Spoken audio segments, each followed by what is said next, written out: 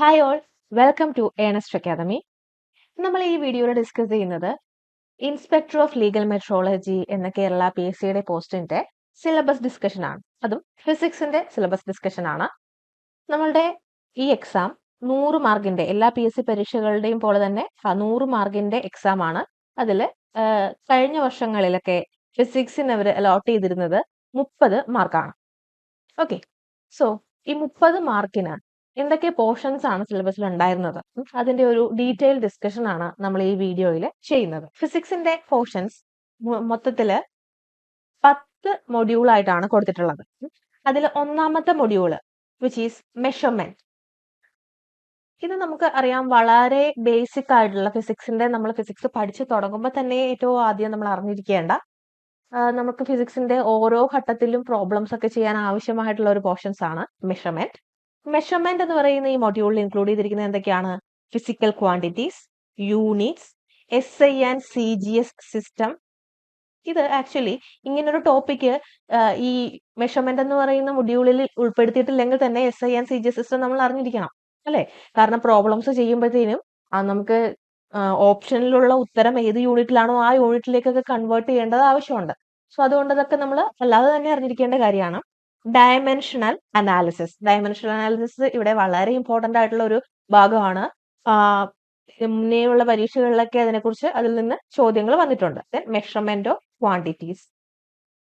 അടുത്ത പോർഷൻസ് എന്തൊക്കെയാണ്? Accuracy, precision, errors.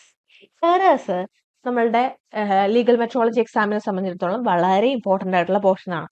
എറേഴ്സിനെ നമുക്ക് പല ടൈപ്പ് ഓഫ് എറേഴ്സ് അറിയാം. എന്തൊക്കെയാണ്? Absolute error, systematic error, random error, relative and percentage error. Okay, അപ്പോൾ എങ്ങനെയാണ് എറർ എസ്റ്റിമേറ്റ് ചെയ്യുന്നത്, റിപ്പോർട്ട് ചെയ്യുന്നത്? Error bars and graphical representation. ഈ ഗ്രാഫിക്കൽ റെപ്രസെന്റേഷൻ ഒന്നും നമ്മളുടെ ഒബ്ജക്റ്റീവ് എക്സാം പോയിന്റ് ഓഫ് വ്യൂവിൽ ഇമ്പോർട്ടന്റ് അല്ല. എറേഴ്സ് വിത്ത് റീഡിംഗ് സ്കെയിൽസ്. സോ അതുപോലെ തന്നെ ഇവിടെ ഇമ്പോർട്ടന്റ് ആയിട്ട് വരുന്ന കാര്യമാണ് ചില ഇൻസ്ട്രുമെന്റ്സ് എങ്ങനെ യൂസ് ചെയ്യാം, ആ ഇൻസ്ട്രുമെന്റ് യൂസ് ചെയ്യുമ്പോൾ അവിടെ ഉണ്ടാവുന്ന എറർ അല്ലെങ്കിൽ അതിന്റെ ലീസ്റ്റ് കൗണ്ട് ഒക്കെ എങ്ങനെ കണ്ടുപിടിക്കാം എന്നുള്ളതൊക്കെ. ഇപ്പോൾ screw gauge, vernier callipers. So ഈ സ്ക്രൂ ഗേജും വെർനിയർ കാലിപ്പേഴ്സും ഒക്കെ വളരെ ഇമ്പോർട്ടന്റ് ആയിട്ടുള്ള കാര്യങ്ങളാണ് ഈ പോർഷനിൽ നിന്ന് ലീസ്റ്റ് കൗണ്ട് കണ്ടുപിടിക്കുക എന്നൊരു കാര്യമാണ് നമുക്ക് സ്ക്രൂ ഗേജും വെർനിയർ കാലിപ്പറിലും നമുക്ക് പ്രധാനമായിട്ട് പറയാനുള്ളത്. അടുത്തതായിട്ട് എന്താണ്? Common balance. ഇവിടെ ഓൾറെഡി സിലബസിലുണ്ട്. Least count of measuring instruments. ഈ മെഷറിംഗ് ഇൻസ്ട്രുമെന്റ്സിന്റെ ലീസ്റ്റ് കൗണ്ട്. എന്താണ് ലീസ്റ്റ് കൗണ്ട് എന്ന് പറഞ്ഞാൽ? ഒരു ഇൻസ്ട്രുമെന്റ് വെച്ച് നമുക്ക് മെഷർ ചെയ്യാൻ പറ്റുന്ന ഏറ്റവും ചെറിയ മെഷർമെന്റ് ഏതാണ്, അതാണ് അതിന്റെ ലീസ്റ്റ് കൗണ്ട്, അല്ലെ? സോ ഇതൊക്കെ വളരെ ഇമ്പോർട്ടന്റ് ആയിട്ടുള്ള കാര്യങ്ങളാണ് ഈ മൊഡ്യൂളിൽ നിന്ന്. അതുപോലെ തന്നെ സിഗ്നിഫിക്കന്റ് ഫിഗർ. ചോദ്യം വരാൻ ഒരുപാട് സാധ്യതയുള്ള ഒരു ഏരിയ ആണ് എന്ത്? Significant figures. നമുക്ക് സിഗ്നിഫിക്കന്റ് ഫിഗറിലേക്ക് റൗണ്ട് ചെയ്യാൻ ഇങ്ങനെ ചോദ്യങ്ങൾ, അല്ലെങ്കിൽ ഒരു വാല്യൂ തന്നിട്ട് അതിൽ എത്ര സിഗ്നിഫിക്കന്റ് ഫിഗർ ഉണ്ടെന്ന് കൗണ്ട് ചെയ്യാൻ. സോ ഇങ്ങനെയൊക്കെ നമുക്ക് ചോദ്യങ്ങൾ ഇവിടെ എക്സ്പെക്ട് ചെയ്യാം. സോ ഈ മൊഡ്യൂൾ 1, പക്ഷെ ഇവിടെ നോക്കുകയാണെങ്കിൽ മൊഡ്യൂൾ 1 2 മാർക്കാണ് ഉള്ളത്. ആൻഡ് ഇത്രയും ഡീറ്റെയിൽഡ് ആയിട്ട് മൊഡ്യൂൾ 1 കൊടുത്തിട്ടുണ്ടെങ്കിൽ കൂടെ വളരെ എളുപ്പം പഠിക്കാൻ പറ്റിയ ഒരു സെഷൻ കൂടിയാണ് മൊഡ്യൂൾ 1. മൊഡ്യൂൾ 2 ഇവർ കൊടുത്തിരിക്കുന്നത് മെക്കാനിക്സ് ആണ്. മെക്കാനിക്സ് 4 മാർക്കിനാണ് കൊടുത്തിട്ടുള്ളത്. മെക്കാനിക്സിൽ അത്യാവശ്യത്തിന് പോർഷൻസ് ഉണ്ടും താൻ. ഇതും നമുക്ക് വളരെ എളുപ്പത്തിൽ പഠിച്ചെടുക്കാൻ പറ്റിയ ഫിസിക്സിന്റെ ബേസിക്സ് പോർഷൻസ് ആണ്. അതില് ഈ പോയിന്റ് ആയിട്ട് സിലബസിൽ തിരിച്ചിട്ടുള്ളതല്ല, മനസ്സിലാക്കാനുള്ള എളുപ്പത്തിന് അല്ലെങ്കിൽ കമ്മ്യൂണിക്കേറ്റ് ചെയ്യാനുള്ള എളുപ്പത്തിൽ ഞാൻ തന്നെ ഇതിങ്ങനെ തിരിച്ചതാണ് കേട്ടോ. സോ ദ ഫസ്റ്റ് മെക്കാനിക്സിൽ നമുക്ക് ആദ്യം എന്താണെന്ന് പറയാം? Motion in 1 dimension. അതിൽ നമുക്ക് position, distance, displacement, speed, velocity, acceleration, uniform velocity, uniform acceleration, linear momentum, ഇതൊക്കെയാണ് നമുക്ക് പഠിക്കാനുള്ളത്. ഇവിടെ നമുക്ക് മോഷൻ ഇൻ 1 ഡയമെൻഷൻ, ഈ ഫസ്റ്റ് പോയിന്റിൽ നമുക്ക് motion in 1 dimension and motion 2 dimension നമുക്ക് ഒരുമിച്ച് പറയാം. 1 ഡയമെൻഷണൽ മോഷനും 2 ഡയമെൻഷണൽ മോഷനും ചേർത്താണ് നമുക്ക് എന്ത് പറയാൻ പറ്റുക? ഫസ്റ്റ് സെഷൻ പറയാൻ പറ്റുക മെക്കാനിക്സിൽ. അത് വളരെ ഇമ്പോർട്ടന്റ് ആയിട്ടുള്ള കാര്യങ്ങളാണ്. നമുക്കറിയാം 1 ഡയമെൻഷണൽ മോഷനിൽ 2 ഡയമെൻഷണൽ മോഷനിൽ ഇമ്പോർട്ടന്റ് ആയിട്ടുള്ള പൊസിഷൻ, ഡിസ്റ്റൻസ്, ഡിസ്പ്ലേസ്മെന്റ് ഇവർ തമ്മിലുള്ള വ്യത്യാസം, അതുപോലെ സ്പീഡ്, വെലോസിറ്റി ഇവർ തമ്മിലുള്ള വ്യത്യാസം, acceleration, uniform velocity, uniform acceleration, uniform velocity വരുമ്പോഴത്തേക്ക് യൂണിഫോം വെലോസിറ്റിയുടെ ഇക്വേഷൻ എന്താണ് ഇക്വേഷൻ? S=VT. യൂണിഫോം ആക്സിലറേഷൻ വരുമ്പോൾ അവിടെ ഒരു സെറ്റ് ഓഫ് ഇക്വേഷൻ ഉണ്ടല്ലേ, uniform accelerated motion set of equations, linear momentum ഇങ്ങനത്തെ കാര്യങ്ങളൊക്കെയാണ് മെക്കാനിക്സിൽ നമുക്ക് ആദ്യത്തെ സെഷനിൽ വരുന്നത്. രണ്ടാമത്തെ സെഷനിൽ വരുന്നത് എന്താണ്? ലോസ് ഓഫ് മോഷൻ ആണ്, ചലന നിയമങ്ങളാണ്. Newton's law of motion, law of conservation of linear momentum, force. Newton's law of motion എന്ന് പറയുമ്പോൾ നമ്മുടെ first law, second law, third law, അതിന്റെ ഒരു ആപ്ലിക്കേഷൻ ലെവലിൽ തന്നെ പ്രോബ്ലം ചെയ്യാനുള്ള ലെവലിൽ തന്നെ നമ്മൾ അതൊക്കെ അറിഞ്ഞിരിക്കുക. Laws of conservation of linear momentum, force. Okay, ഇത്രയും കാര്യങ്ങളാണ് ലോസ് ഓഫ് മോഷനിൽ വരുന്നത്. Third one is work energy power. Work energy power, വർക്കിനെ കുറിച്ചും എനർജിനെ കുറിച്ചും പവറിനെ കുറിച്ചും, വർക്കിൽ നിന്ന് എങ്ങനെ എനർജിയിലേക്കും എനർജിയിൽ നിന്ന് എങ്ങനെ പവറിലേക്കും എത്താമെന്നതിനെ കുറിച്ചും ഇവരുമായിട്ടൊക്കെ റിലേറ്റ് ചെയ്തിരിക്കുന്ന തിയറങ്ങളെ കുറിച്ചും ഒക്കെ ഉള്ള ഒരു ധാരണ നമുക്ക് ഇവിടെ ഉണ്ടായിരിക്കണം. Next portion is gravitation.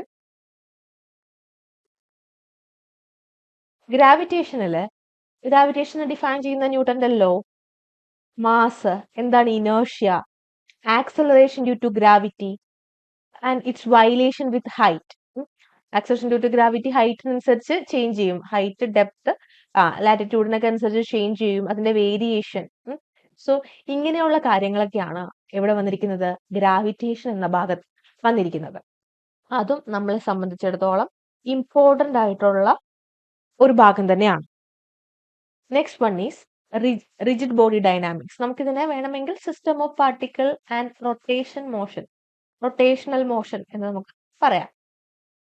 അവിടെ റിജിഡ് ബോഡി വന്നിട്ടുണ്ട്. റിജിഡ് ബോഡി എന്താണ്? റിജിഡ് ബോഡിയുടെ പ്രത്യേകതകൾ എന്തൊക്കെയാണ്? സെന്റർ ഓഫ് മാസ് എന്താണ്? സെന്റർ ഓഫ് ഗ്രാവിറ്റി എന്താണ്? ഇവിടെ അവരുടെ ഡെഫിനിഷനും തനിയെ അറിഞ്ഞിരിക്കണം. നമ്മൾ റിലേറ്റ് ചെയ്യുന്ന ഇക്വേഷൻസും നമ്മൾ അറിയണം. മൊമെന്റ് ഓഫ് ഇനേർഷ്യ മെക്കാനിക്സിൽ വളരെ ഇമ്പോർട്ടന്റ് ആയിട്ടുള്ള ഒരു ഭാഗമാണ്. കാരണം നമുക്ക് അറിയാം പല ബോഡികൾക്കും പല മൊമെന്റ് ഓഫ് ഇനേർഷ്യ ആണ് അല്ലെ. ഇപ്പൊ റിങ്ങിന്റെ മൊമെന്റ് ഓഫ് ഇനേർഷ്യ അല്ല ഡിസ്കിന്, അതല്ല സിലിണ്ടറിന്, ഇതല്ല ഒരു റെക്ടാങ്കുലർ ബാർ വരുമ്പോ അല്ലെ. ഇപ്പൊ സിലിണ്ടർ തന്നെ വരുമ്പോ അത് ഹോളോ സിലിണ്ടർ ആവാം, സോളിഡ് സിലിണ്ടർ ആവാം, അതല്ലെങ്കിൽ ഒരു ഇന്നർ റേഡിയസും ഔട്ടർ റേഡിയസും ഉള്ള സിലിണ്ടർ ആവാം. പല പല കാറ്റഗറീസ് അവിടെ വരും. സോ മൊമെന്റ് ഓഫ് ഇനേർഷ്യ അതിനെക്കുറിച്ച് ഡീറ്റെയിൽഡ് ആയിട്ട് തന്നെ അറിഞ്ഞിരിക്കുക. ഇങ്ങനെ ഇമ്പോർട്ടന്റ് ആയിട്ടുള്ള പല പല ഷേപ്സിന്റെ മൊമെന്റ് ഓഫ് ഇനേർഷ്യ അറിഞ്ഞിരിക്കുക എന്നുള്ളത് ഇവിടെ വളരെ അത്യാവശ്യമായിട്ടുള്ള ഒരു കാര്യമാണ്. ആൻഡ് റൊട്ടേഷണൽ മോഷൻ, നമ്മൾ ഈ 1 ഡയമെൻഷണൽ 2 ഡയമെൻഷണൽ റൊട്ടേഷണൽ മോഷൻ ഒരു 2 ഡയമെൻഷണൽ മോഷൻ ആണ് അല്ലെ. അപ്പോൾ അവിടെ ആപ്ലിക്കബിൾ ആയിട്ടുള്ള കാര്യങ്ങളൊക്കെ നമുക്കറിയാം. നമ്മുടെ ലീനിയർ മോഷൻ അനലോഗസ് ആയിട്ടുള്ള എല്ലാ ആൾക്കാരും എവിടെയുണ്ട്? റൊട്ടേഷണൽ മോഷനിലുണ്ട്. ഇവിടെ തന്നെ നമുക്കൊരു കമ്പാരിസൺ വേണ്ടി വരും. ലീനിയർ മോഷനും റൊട്ടേഷണൽ മോഷനും തമ്മിലൊരു കമ്പാരിസൺ ഒക്കെ നമ്മളിവിടെ അറിഞ്ഞിരിക്കേണ്ടത് ആവശ്യമാണ്. ഇപ്പൊ നമ്മുടെ ലീനിയർ മോഷനിൽ ലീനിയർ വെലോസിറ്റി പറയുന്നത് പോലെ റൊട്ടേഷണൽ മോഷനിൽ ആംഗുലർ വെലോസിറ്റി ഉണ്ട്. അങ്ങനെ ഓരോന്നിനും ഫോഴ്സിന് അനലോഗസ് ആയിട്ട് ടോർക്ക് ഉണ്ട്, മാസിന് അനലോഗസ് ആയിട്ട് ഇനേർജി ഉണ്ട്. സോ ഇവരെ എല്ലാവരെയും നമ്മൾ അറിഞ്ഞിരിക്കേണ്ടത് വളരെ ഇമ്പോർട്ടന്റ് ആണ്. റൊട്ടേഷണൽ മോഷന്റെ period, frequency, angular velocity, torque എന്താണ്? നമ്മുടെ ഫോഴ്സിന് അനലോഗസ് ആയിട്ടുള്ള ക്വാണ്ടിറ്റി ആണ്. അപ്പോൾ ഈ ടോർക്കിനൊക്കെ നമ്മൾ ഒരു ഇക്വേഷൻ പഠിക്കുമെങ്കിൽ കൂടെ നമുക്ക് ഈ ലീനിയർ മോഷനും റൊട്ടേഷണൽ മോഷനും കൂടെ കമ്പയർ ചെയ്ത് നമുക്ക് അതിനൊക്കെ ഇക്വേഷൻ കണ്ടെത്താൻ സാധിക്കും. ഇതൊക്കെ നമ്മൾ ഇവിടെ അറിഞ്ഞിരിക്കണം. Angular momentum, law of conservation of angular momentum, centripetal and centrifugal force, couple, moment of force, mechanical equilibrium, concurrent forces, translational and rotational equilibrium, moment bar നമ്മുടെ റൊട്ടേഷണൽ മോഷന്റെ ഒരു ആപ്ലിക്കേഷൻ ആണ്. ഓക്കെ, സോ ഇങ്ങനെയുള്ള കാര്യങ്ങളാണ് നമുക്ക് rotational motion, system of particle and rotational motion എന്ന് പറയുന്ന ഈ ഭാഗത്ത് ആവശ്യമായി വരുന്നത്. ദെൻ നമുക്കിവിടെ വരുന്നത് എന്താണ്? സിമ്പിൾ ഹാർമോണിക് മോഷൻ ആണ്. അല്ലെങ്കിൽ നമുക്കിപ്പോൾ ഓസിലേഷൻ എന്ന് നമുക്ക് പറയാം. പ്രത്യേകിച്ച് നമുക്ക് ഓസിലേഷൻസിൽ എല്ലാ തരം ഓസിലേഷൻസും ഇവിടെ ഡിസ്കസ് ചെയ്യുന്നില്ല. ഡാംഡ് ഓസിലേഷൻ ഒന്നും പറയുന്നില്ല. സിമ്പിൾ ഹാർമോണിക് ഓസിലേഷനെ കുറിച്ചാണ് പറയുന്നത്. എന്താണ് simple harmonic motion? Simple harmonic മോഷനെ ഡിഫൈൻ ചെയ്യുന്ന ഇക്വേഷൻ എന്താണ്, അതിന്റെ ഒരു മാത്തമാറ്റിക്കൽ റെപ്രസെന്റേഷൻ എന്താണെന്നൊക്കെ നമ്മൾ അറിഞ്ഞിരിക്കണം. ഇവിടെ സ്പ്രിങ്ങിനെ കുറിച്ചാണ് മെയിൻലി പറഞ്ഞിരിക്കുന്നത്. പെൻഡുലം സിമ്പിൾ ഹാർമോണിക് മോഷന്റെ ഒരു എക്സാമ്പിൾ ആണെങ്കിൽ കൂടെ നമുക്കിവിടെ അത് പറഞ്ഞിട്ടില്ല. സ്പ്രിങ്ങിനെ കുറിച്ചും സ്പ്രിങ്ങിന്റെ ഓസിലേഷനെ കുറിച്ചുമാണ് പിന്നീട് നമ്മുടെ മൊഡ്യൂൾ 2 പ്രതിപാദിച്ചിരിക്കുന്നത്. മൊഡ്യൂൾ 3 കടക്കുമ്പോൾ അവിടെ പ്രോപ്പർട്ടീസ് ഓഫ് മാറ്റർ ആണ്. പ്രോപ്പർട്ടീസ് ഓഫ് മാറ്ററിനെ നമുക്ക് രണ്ടായിട്ട് തരംതിരിക്കാം. ഒന്ന് പ്രോപ്പർട്ടീസ് ഓഫ്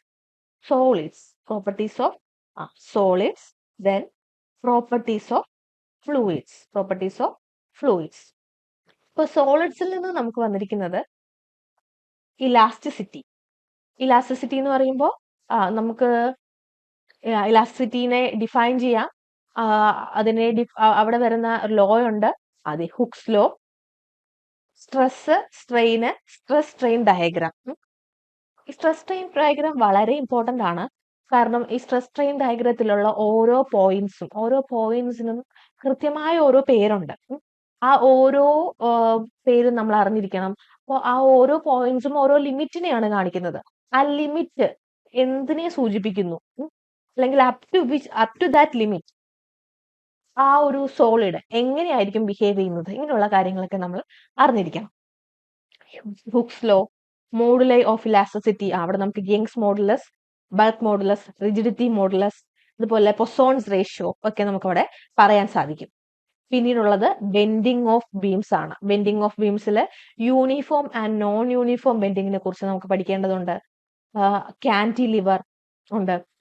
അവിടെ തന്നെ torsion, static torsion, torsional oscillations, ഇത്രയും കാര്യങ്ങളാണ് സോളിഡ്സ്, പ്രോപ്പർട്ടീസ് ഓഫ് സോളിഡ്സ് എന്ന ഭാഗത്ത് നമുക്ക് വരുന്നത്.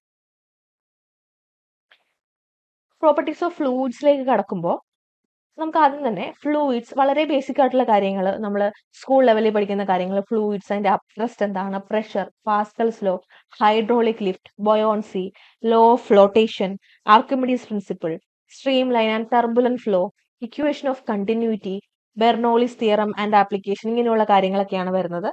കുറച്ചുകൂടെ അഡ്വാൻസ്ഡ് ആയിട്ട് പിന്നെ വരുന്നത് വിസ്കോസിറ്റി തൊട്ടാണ്.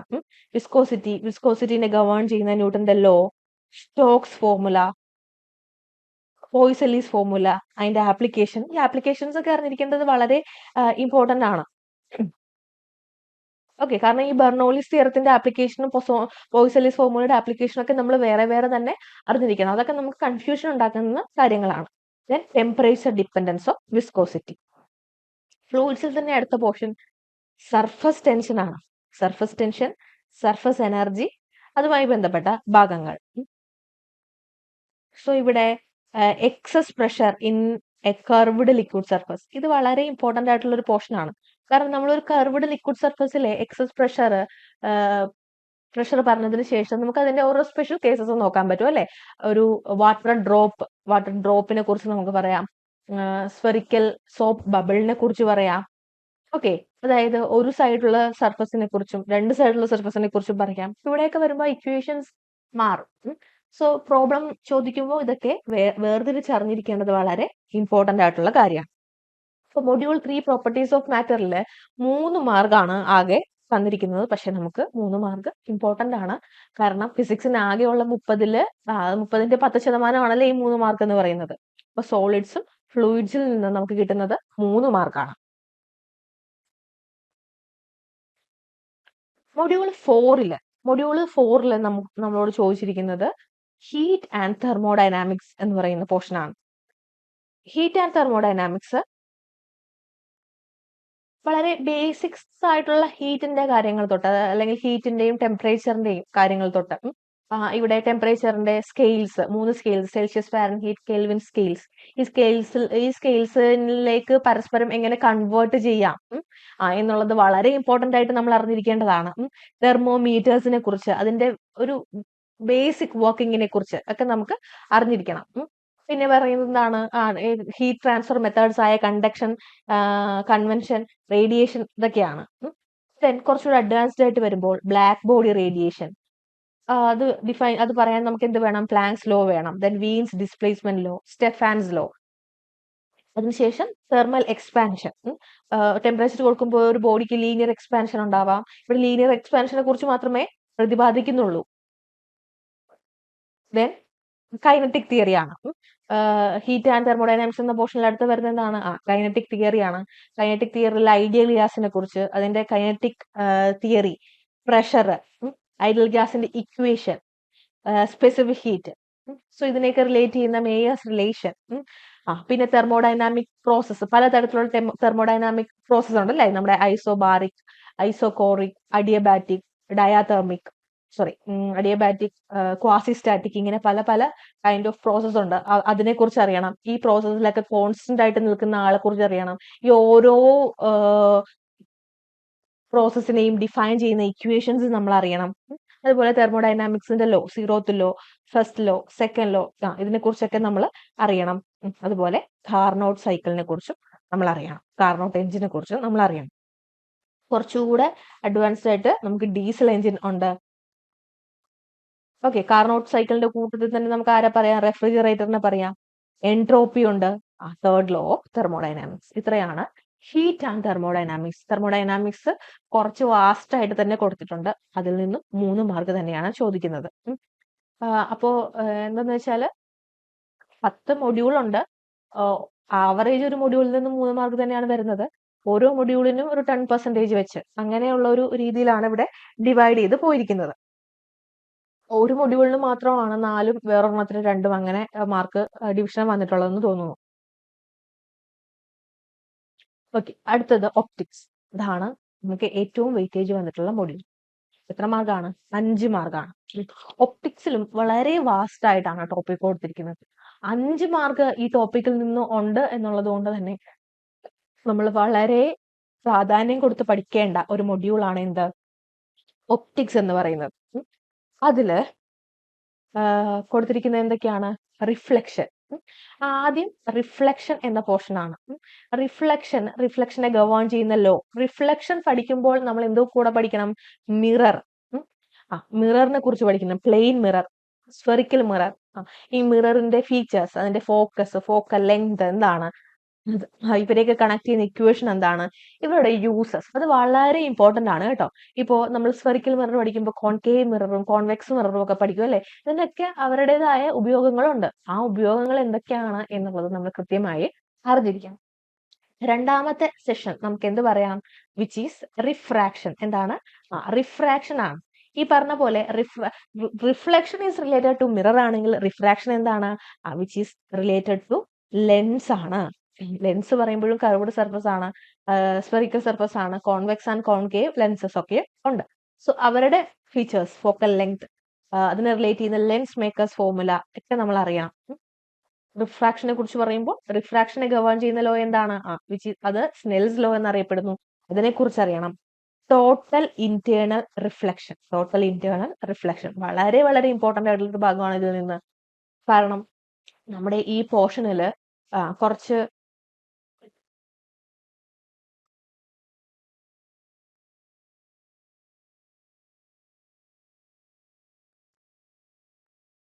ആപ്ലിക്കേഷൻ ഒക്കെ വരുന്നുണ്ട്. സോ അതുകൊണ്ട് തന്നെ അത് വളരെ നന്നായിട്ട് നമ്മൾ അറിഞ്ഞിരിക്കണം.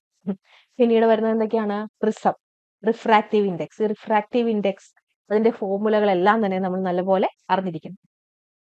അടുത്തത് ഇന്റർഫെറൻസിൽ എപ്പോഴും ചോദിക്കാൻ ചോദ്യകർത്താക്കൾ ഇഷ്ടപ്പെടുന്ന ഒരു പോർഷൻ അതെപ്പോഴും യങ്സ് ഡബിൾ സ്ലിറ്റ് എക്സ്പെരിമെന്റ് തന്നെയാണ്. Okay, Young's double slit experiment അത് വളരെ വൃത്തിക്ക് നമ്മൾ അറിഞ്ഞിരിക്കണം. യങ്സ് ഡബിൾ സ്ലിറ്റ് എക്സ്പെരിമെന്റിന്റെ ഒരു എക്സ്പെരിമെന്റൽ സെറ്റപ്പ് എന്താണെന്നുള്ളത്, നമ്മളെ ആ ഇക്വേഷനിൽ വരുന്ന സ്മോൾ ഡി, ക്യാപിറ്റൽ ഡി, അതൊക്കെ എന്താണെന്നുള്ളത്, ഇവിടെ അവിടെ സ്ലിറ്റ് വിഡ്ത്ത്, പിന്നീട് നമുക്ക് എന്ത് പറയാം, എന്ത് ബ്രൈറ്റ് ഫ്രിഞ്ച്, എന്ത് ഡാർക്ക് ഫ്രിഞ്ച്, ഇതിന്റെയൊക്കെ ഇക്വേഷൻസ്, ഇതൊക്കെ വളരെ ഇമ്പോർട്ടന്റ് ആയിട്ട് നമ്മൾ അറിഞ്ഞിരിക്കണം. പ്രിൻസിപ്പിൾ ഓഫ് സൂപ്പർ പൊസിഷനിൽ നിന്നാണ് തുടക്കം. കൊഹറൻ സോഴ്സ്, എന്താണ് കൊഹറൻ സോഴ്സ്, അവരുടെ പ്രത്യേകതകൾ എന്താണ്, ഇതൊക്കെ നമ്മൾ അറിയണം. Colour of thin films, okay, അത് ഇന്റർഫെറൻസിന് ഒരു എക്സാമ്പിൾ ആണ്. പിന്നെയോ fringes of equal thickness or inclination, ഇത് ഇതുവരെ ചോദ്യം ഈ ഒരു ഭാഗത്ത് നിന്ന് വന്ന് കണ്ടിട്ടില്ല, പക്ഷെ നമുക്കത് പൂർണ്ണമായി ഉപേക്ഷിക്കാനും പറ്റില്ല. ന്യൂട്ടൺസ് റിംഗിലും സംഭവിക്കുന്നത് എന്താണ്? ഇന്റർഫെറൻസ് തന്നെയാണ്. ഇന്റർഫെറൻസോളം തന്നെ ഇമ്പോർട്ടന്റ് ഉള്ള അടുത്ത പോർഷൻ ആണ് ഡിഫ്രാക്ഷൻ. ഇന്റർഫെറൻസിൽ യങ്സ് ഡബിൾ സ്ലിറ്റ് എക്സ്പെരിമെന്റ് ആണെങ്കിൽ ഡിഫ്രാക്ഷനിൽ എന്താണ്? സിംഗിൾ സ്ലിറ്റ് എക്സ്പെരിമെന്റ് ആണ് വരുന്നത്. പക്ഷെ ഇവിടെ പ്രധാനമായിട്ടും ഡിഫ്രാക്ഷനിൽ കൊടുത്തിട്ടുള്ളത് ഫ്രെനൽ ആൻഡ് ഫ്രാൻഹോഫർ ഡിഫ്രാക്ഷൻ. ഈ ഫ്രെനൽ ആൻഡ് ഫ്രാൻഹോഫർ ഡിഫ്രാക്ഷന്റെ രണ്ടിന്റെയും എക്സ്പെരിമെന്റൽ സെറ്റപ്പ് നമ്മൾ കൃത്യമായിട്ട് അറിഞ്ഞിരിക്കണം. ആ രണ്ടിലും നമ്മൾ ഉപയോഗിക്കുന്ന കൺവെൻഷൻ എന്നതാണ് നമ്മൾ അറിഞ്ഞിരിക്കണം. Diffraction at straight edge, Fresnel's diffraction at straight edge, Fraunhofer diffraction at narrow slit. Then diffraction grating വളരെ ഇമ്പോർട്ടന്റ് ആയിട്ടുള്ള ഒരു ഭാഗം തന്നെയാണ്. ദെൻ നമുക്ക് അടുത്ത ഭാഗം എന്ത് പറയാം? Optical instruments. മൈക്രോസ്കോപ്പിന്റെ ഒപ്റ്റിക്കൽ ഇൻസ്ട്രുമെന്റ്സിന്റെ കൃത്യമായിട്ടും അതിന്റെ ഒരു എക്സ്പെരിമെന്റൽ അറേഞ്ച്മെന്റ് അല്ലെങ്കിൽ അതിന്റെ ഒരു യൂസസിൽ ഇപ്പൊ നമുക്ക് മൈക്രോസ്കോപ്പ് പറയുകയാണെങ്കിൽ അവിടെ ഒരു ഒബ്ജക്റ്റീവും ഐ പീസും ഒക്കെ ഉണ്ട്. ഏതാണ് വലുത്, ഏതാണ് ചെറുത്, എങ്ങനെയാണ് അറേഞ്ച് ചെയ്യുന്നത്, ഇതൊക്കെ നമ്മൾ കൃത്യമായിട്ട് അറിയണം. ഇതിൽ സിമ്പിൾ മൈക്രോസ്കോപ്പ് ഉണ്ട്, കോമ്പൗണ്ട് മൈക്രോസ്കോപ്പ് ഉണ്ട്, ദെൻ ടെലസ്കോപ്പ്. നമ്മൾ ഒപ്റ്റിക്കൽ ഇൻസ്ട്രുമെന്റ്സിനെ കുറിച്ച് സംസാരിക്കുമ്പോൾ അവിടെ ഏറ്റവും ഇമ്പോർട്ടന്റ് ആയിട്ട് വരുന്ന ആരാണ്? അവരുടെ റിസോൾവിംഗ് പവർ ആണ്. അതിപ്പോ നമ്മുടെ ഡിഫ്രാക്ഷൻ ഗ്രേറ്റിംഗിന്റെ ആണെങ്കിലും പ്രിസത്തിന്റെ ആണെങ്കിലും ഒക്കെ റിസോൾവിംഗ് പവർ നമ്മൾ അറിഞ്ഞിരിക്കണം. Then next portion in optic is scattering. എന്താണ് സ്കാറ്ററിംഗ് എന്ന് നമുക്ക് അറിഞ്ഞിരിക്കണം. റെയിലേ സ്കാറ്ററിംഗ് എന്താണെന്ന് നമുക്ക് അറിഞ്ഞിരിക്കണം. റെയിലേ സ്കാറ്ററിംഗ് മൂലമാണ് കളർ ഓഫ് സ്കൈ അല്ലെങ്കിൽ colour of evening and morning and evening sun ഉണ്ടാവുന്നത് നമ്മൾ അറിഞ്ഞിരിക്കണം. രാമൻ സ്കാറ്ററിംഗ് എന്താണെന്ന് അറിഞ്ഞിരിക്കണം. വളരെ ഇമ്പോർട്ടന്റ് ആയിട്ടുള്ള ഒപ്റ്റിക്സിലെ അടുത്ത ടോപ്പിക് ആണ് പോളറൈസേഷൻ. പോളറൈസേഷൻ ഫിനോമിന എന്താണെന്നും. ഇപ്പൊ നമുക്കറിയാം പോളറൈസേഷൻ കാണിക്കുന്നത് ട്രാൻസ്വേഴ്സ് വേവുകൾ മാത്രമാണ്. അപ്പോ അത് വളരെ ഇമ്പോർട്ടന്റ് ആയിട്ടുള്ള ഒരു ഫാക്ടറാണത്. ഓക്കെ, അതുപോലെ ഈ പോളറൈസേഷൻ ഷോ ചെയ്യണമെങ്കിൽ ഒരു വേവിൽ ഉണ്ടായിരിക്കേണ്ട ഘടകങ്ങൾ എന്തൊക്കെയാണ്? അവിടെ തൊട്ട് നമ്മൾ പോളറൈസേഷനെ മനസ്സിലാക്കണം. എന്താണ് അൺപോളറൈസ്ഡ് ലൈറ്റ് എന്നറിഞ്ഞാലാണ് നമുക്ക് എന്താണ് പോളറൈസ്ഡ് ലൈറ്റ് എന്ന് അറിയാൻ പറ്റുക. അപ്പൊ ഈ പോളറൈസേഷൻ സംഭവിക്കുമ്പോൾ നമ്മൾ കൺസിഡർ ചെയ്യേണ്ട കുറച്ച് കാര്യങ്ങളുണ്ട്. ഒന്ന് പ്ലെയിൻ ഓഫ് പോളറൈസേഷൻ, പിന്നെന്താണ് പ്ലെയിൻ ഓഫ് വൈബ്രേഷൻ. പിന്നെ പോളറൈസേഷന്റെ പല ടെക്നിക്സ് ഉണ്ട്. പോളറൈസേഷൻ ബൈ റിഫ്ലക്ഷൻ ഉണ്ട്, പോളറൈസേഷൻ ബൈ റിഫ്രാക്ഷൻ ഉണ്ട്. റിഫ്രാക്ഷനെ ഗവേൺ ചെയ്യുന്നതാണ് എന്ത്? Brewster's law, then Malus law, then polarisation by scattering. ഇങ്ങനെ ലൈറ്റ് പോളറൈസ് ചെയ്യുന്ന ചില വസ്തുക്കളുണ്ട്, അവയെ എന്ത് പറയുന്നു? പോളറോയിഡ്സ് എന്ന് പറയുന്നു. അതിന് എക്സാമ്പിൾ അടക്കം നമ്മൾ അറിഞ്ഞിരിക്കണം. Optical activity. ഓക്കെ, സോ ഇത്രയും കാര്യങ്ങളാണ് പോളറൈസേഷനിൽ വരുന്നത്. നെക്സ്റ്റ് പോർഷൻ ഇവിടെ വരുന്നത് ലേസേഴ്സ് ആണ്. ലേസേഴ്സിനെ കുറിച്ച്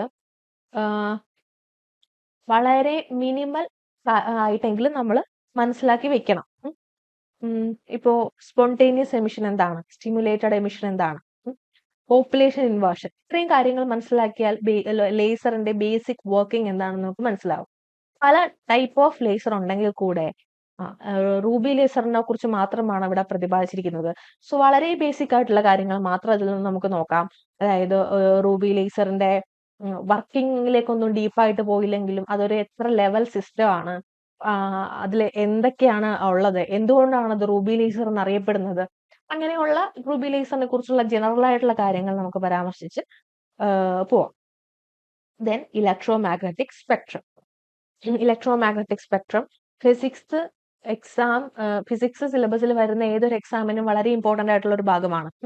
ഓക്കെ, നമ്മുടെ ഗാമ റേഡിയേഷൻ തൊട്ട് റേഡിയോ വേവ്സ് വരെയുള്ള റേഡിയേഷൻസിന് അതിന്റെ ഓർഡറിൽ തന്നെ അറിഞ്ഞിരിക്കുക. ഫ്രീക്വൻസി ഇൻക്രീസ് ചെയ്യുന്ന ഓർഡറിൽ അല്ലെങ്കിൽ വേവ് ലെങ്ത് ഇൻക്രീസ് ചെയ്യുന്ന ഓർഡറിൽ നമ്മളത് അറിഞ്ഞിരിക്കുക. ഓരോ ഇലക്ട്രോ മാഗ്നറ്റിക് റേഡിയേഷന്റെയും ഉപയോഗം എന്താണ്, അല്ലെങ്കിൽ അതിന്റെ മെത്തേഡ് ഓഫ് പ്രൊഡക്ഷൻ എന്താണ്, ഇതൊക്കെ അറിഞ്ഞിരിക്കുക. അന്ന് നമ്മൾ നോക്കിക്കഴിഞ്ഞാൽ മൊഡ്യൂൾ 4 ഒപ്റ്റിക്സ് വളരെ വാസ്റ്റ് ആയിട്ടുള്ള ഒരു മൊഡ്യൂളാണ്. അതിൽ നിന്ന് 5 മാർക്ക് വെയിറ്റേജ് വരുന്നുണ്ട്.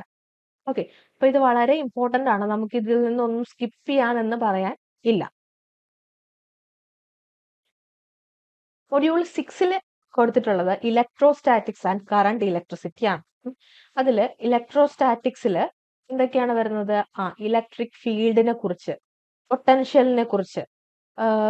ഇലക്ട്രിക് ഫീൽഡിനെ കുറിച്ച് പറയുമ്പോഴത്തേനും ഇലക്ട്രിക് ഫീൽഡിൽ പ്രധാനമായിട്ടും നമുക്ക് പഠിക്കാനുള്ളത് കൂളോംസ് ലോ, പിന്നെ ഇലക്ട്രിക് ഫ്ലെക്സ്, അതുമായിട്ട് അസോസിയേറ്റ് ചെയ്ത് ഗോസ് തിയറം, ഇതൊക്കെയാണ്.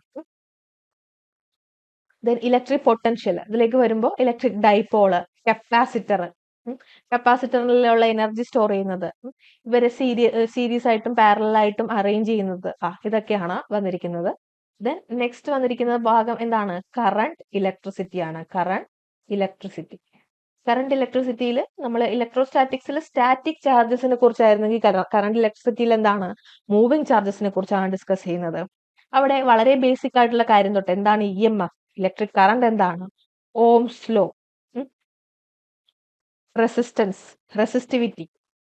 റെസിസ്റ്റൻസും റെസിസ്റ്റിവിറ്റിയുടെയും വേരിയേഷൻ എങ്ങനെ വരും, ഇതൊക്കെ നമ്മൾ അറിഞ്ഞിരിക്കണം. അവരുടെയൊക്കെ ഇക്വേഷൻ, റെസിസ്റ്ററിനെ സീരീസ് ആയിട്ടും പാരലായിട്ടും കമ്പൈൻ ചെയ്യുമ്പോൾ നമുക്ക് ഇവിടെ കപ്പാസിറ്ററിന്റെ സീരീസും പാരലും നമ്മൾ കണ്ടു, ഇവിടെ റെസിസ്റ്ററിന്റെ സീരീസും പാരലും ഉണ്ട്. സെല്ലുകളെ കമ്പൈൻ ചെയ്യുന്നത്, ഇലക്ട്രിക്കൽ പവർ റേറ്റിംഗ്, പിന്നെ അമ്മീറ്റർ, വോൾട്ട് മീറ്റർ, മൾട്ടിമീറ്റർ, ഇങ്ങനെയുള്ള കാര്യങ്ങളൊക്കെയാണ് കറണ്ട് ഇലക്ട്രിസിറ്റിയിൽ വരുന്നത്. അത് കൂടാതെ Kirchhoff law, Wheatstone's bridge, voltage and current sources, Thevenin's theorem, Norton's theorem, maximum power transfer theorem, ഇതൊക്കെയാണ് കറണ്ട് ഇലക്ട്രിസിറ്റി എന്ന ഭാഗത്ത് വരുന്നത്. ദെൻ മൊഡ്യൂൾ 4 മാഗ്നറ്റിസത്തില് നമുക്ക് ഇതിനെ magnetism, moving charges and magnetism, അങ്ങനെയും മാഗ്നറ്റിക് മെറ്റീരിയൽ, പിന്നെ പറയുന്നത് എന്താണ്? എർത്തിന്റെ മാഗ്നറ്റിസം ആണ്. എർത്ത്സ് മാഗ്നറ്റിസം, ഇങ്ങനെ നമുക്ക് രണ്ടായിട്ട് തിരിക്കാം. സോ ഈ മൂവിങ് ചാർജസ് ആൻഡ് മാഗ്നറ്റിസത്തില് നമ്മുടെ ഇലക്ട്രിസിറ്റിക്ക് അനലോഗസ് ആയിട്ടുള്ള കാര്യങ്ങളൊക്കെയാണ് നമ്മൾ പഠിക്കുന്നത്. Magnetic field, magnetic flux, Biot Savart law, Ampere circuital theorem. So അങ്ങനെയുള്ള ഇലക്ട്രോസ്റ്റാറ്റിക്സിന് അനലോഗസ് ആയിട്ടുള്ള കാര്യങ്ങളാണ് നമ്മൾ മൂവിങ് ചാർജസ് ആൻഡ് മാഗ്നറ്റിസം എന്ന ഈ ഭാഗത്ത് ഡിസ്കസ് ചെയ്യുന്നത്. അതേസമയം എർത്ത് മാഗ്നറ്റിസത്തില് terrestrial magnetism, horizontal magnetic field, vertical magnetic field, dip, ഇതൊക്കെ എന്താണ്? അത് കംപ്ലീറ്റ്ലി എർത്തിനെ റിലേറ്റ് ചെയ്യുന്ന കാര്യങ്ങളാണ്. സോ ഇത്രയും കാര്യങ്ങളാണ് മാഗ്നറ്റിസം എന്ന ചാപ്റ്ററിൽ ഡിസ്കസ് ചെയ്യുന്നത്. ഇതിന് 2 മാർക്കാണ് വെയിറ്റേജ് വന്നിരിക്കുന്നത്. ഇലക്ട്രോ മാഗ്നറ്റിക് ഇൻഡക്ഷൻ എന്ന ഓൾട്ടർനേറ്റിംഗ് കറണ്ട്, ഇതിന് വെയിറ്റേജ് തീരെ കുറവാണ്, 2 മാർക്കാണ്. പക്ഷെ 30 മാർക്കിൽ 2 മാർക്ക് എന്ന് പറയുന്നത് നമുക്ക് ഇഗ്നോർ ചെയ്യാൻ പറ്റില്ല, അല്ലെ? സോ ഇലക്ട്രോ മാഗ്നറ്റിക് ഇൻഡക്ഷനിൽ വളരെ ബേസിക് ആയിട്ടുള്ള കാര്യങ്ങൾ, ഇലക്ട്രോ മാഗ്നറ്റിക് ഇൻഡക്ഷനിലെ ലോ, ഫാരഡേസ് ലോ, അതിന്റെ ഡയറക്ഷൻ പറയുന്നത് Lenz law, self and mutual induction, ഇതൊക്കെ വളരെ ഇമ്പോർട്ടന്റ് ആണ്. എഡ്ഡി കറണ്ട്, അതിന്റെ ആപ്ലിക്കേഷൻ, ട്രാൻസ്ഫോമർ, സ്പീഡോമീറ്റർ, ഇത്രയും കാര്യങ്ങളാണ് ഡിസ്കസ് ചെയ്യുന്നത്.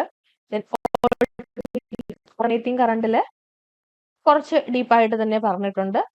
ഫ്രീക്വൻസി എന്താണ്, peak and week, mean, RMS value of AC എന്താണ്, AC സർക്യൂട്ടുകളെ കുറിച്ച് പറഞ്ഞിട്ടുണ്ട്. Inductive circuit, capacitive circuit, LCR സർക്യൂട്ടിനെ കുറിച്ചൊക്കെ ഇവിടെ പ്രതിപാദിക്കുന്നുണ്ട്. സെലക്ഷൻ ആൻഡ് റിജക്ഷൻ സർക്യൂട്ടിനെ കുറിച്ചൊക്കെ പ്രതിപാദിക്കുന്നുണ്ട്. സോ AC കുറച്ചുകൂടെ EMI-നെക്കാട്ടിലും കുറച്ചുകൂടെ ടോപ്പിക്സ് കൂടുതൽ ഇൻക്ലൂഡ് ചെയ്തിട്ടുണ്ട്.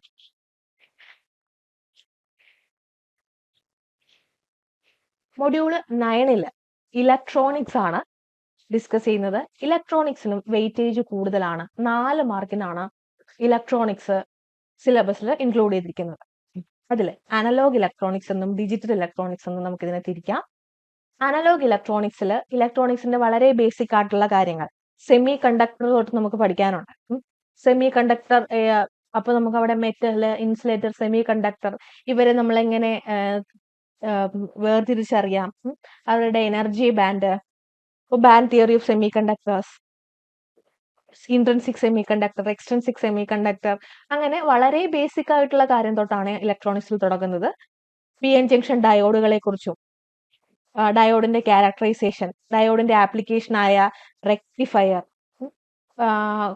കുറച്ചുകൂടെ അഡ്വാൻസ്ഡ് ആയിട്ടുള്ള ഡയോഡിന്റെ ഫോം ആയ സെനർ ഡയോഡ്, അതിന്റെ characteristics, avalanche and Zener break down, so ഇങ്ങനെയുള്ള കാര്യങ്ങളും അതുപോലെ തന്നെ LED പോലുള്ള LED, ഫോട്ടോ ഡയോഡ്, അതുപോലെയുള്ള ഡയോഡ്സിന്റെ കുറച്ച് ഹൈ എൻഡ് ആപ്ലിക്കേഷൻസും ഒക്കെ ഇവിടെ പറഞ്ഞിട്ടുണ്ട്. അടുത്തത് എന്താണ്? ട്രാൻസിസ്റ്റേഴ്സ് ആണ്. ട്രാൻസിസ്റ്റേഴ്സ് 2 ടൈപ്പ് ഉണ്ട്. NPN, PNP transistors. ഇത് രണ്ടും വേർതിരിച്ചറിയുക. ട്രാൻസിസ്റ്ററിന്റെ ബയാസിംഗ് ഇവിടെ പറഞ്ഞിട്ടുണ്ട്. അതുകൊണ്ട് തന്നെ ട്രാൻസിസ്റ്ററിന് 3 പോയിന്റ്സ് ആണല്ലേ ഉള്ളത്, which is emitter, collector and base. ഇവരുടെ ഈ ഓരോ പാർട്ടിന്റെയും പ്രത്യേകത, എങ്ങനെയാണ് ഇവർ ഡോപ്പ് ചെയ്തിരിക്കുന്നത്, ഇതൊക്കെ നമ്മളിവിടെ അറിയണം. അപ്പോൾ ട്രാൻസിസ്റ്ററിന്റെ AC and DC load line, ഇതൊക്കെ നമുക്ക് ഇവിടെ അറിഞ്ഞിരിക്കണം. അതുപോലെ തന്നെ അതിന്റെ ഫ്രീക്വൻസി റെസ്പോൺസും, ട്രാൻസിസ്റ്ററിന്റെ ഒരു ആപ്ലിക്കേഷൻ ആയ RC ഫേസ് ഷിഫ്റ്റ് ഓസിലേറ്റേഴ്സും ഒക്കെ നമ്മുടെ സിലബസിൽ ഇൻക്ലൂഡഡ് ആണ്. ആൻഡ് ഡിജിറ്റൽ ഇലക്ട്രോണിക്സിൽ വരുന്നത് ബൈനറി നമ്പർ സിസ്റ്റം, വളരെ ഇമ്പോർട്ടന്റ് ആണ്. ലോജിക് ഗേറ്റ്സ് ഓൾമോസ്റ്റ് എല്ലാം അവിടെ ഇൻക്ലൂഡ് ചെയ്തിട്ടുണ്ട്. Then half adder, full adder, ഇതൊക്കെ കുറച്ചുകൂടെ അഡ്വാൻസ്ഡ് ആയിട്ടുള്ള കാര്യങ്ങളാണ്. ആ ലെവലിൽ നിന്ന് നമുക്ക് ക്വസ്റ്റ്യൻ വരാനുള്ള ഒരു സാധ്യത വളരെ കുറവാണ്. കാരണം കെമിസ്ട്രിയും നമ്മുടെ ഭാഗത്തുള്ളത് കൊണ്ട് തന്നെ.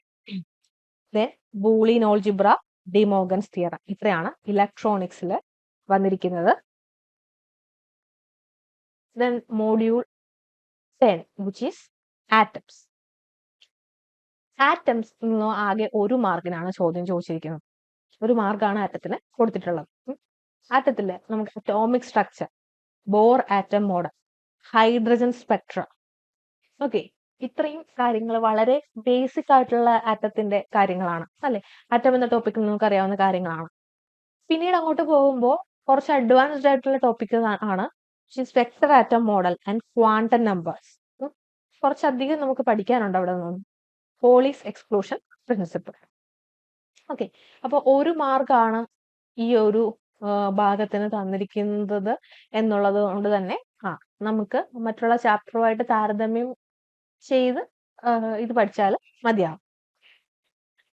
അപ്പോൾ വളരെ ബേസിക് ആയിട്ട് ഇപ്പൊ ഈ ബോർ ആറ്റം മോഡലിന്റെയും വെക്ടർ ആറ്റം മോഡലിന്റെയും, ബോർ ആറ്റം മോഡൽ നമുക്ക് വിശദമായിട്ട് പഠിക്കാം. വെക്ടർ ആറ്റം മോഡലിന്റെ ബേസിക് ഫീച്ചേഴ്സ് എങ്കിലും നമ്മൾ മനസ്സിലാക്കി വെച്ചിട്ടുണ്ടാവണം. സോ ഇത്രയും കാര്യങ്ങളാണ് നമുക്ക് ലീഗൽ മെട്രോളജിയുടെ സിലബസിൽ തന്നിട്ടുള്ളത്. 30 മാർക്കാണ് ഫിസിക്സിനുള്ളത്. നമ്മൾ ഇപ്പോഴേ പഠിച്ചു തുടങ്ങിയാൽ ഉറപ്പായിട്ടും നമുക്ക് ഫിസിക്സിന്റെ ഈ 30 മാർക്കും നമുക്ക് സ്വന്തമാക്കാൻ പറ്റും. അപ്പോൾ എല്ലാവർക്കും all the best. Thank you.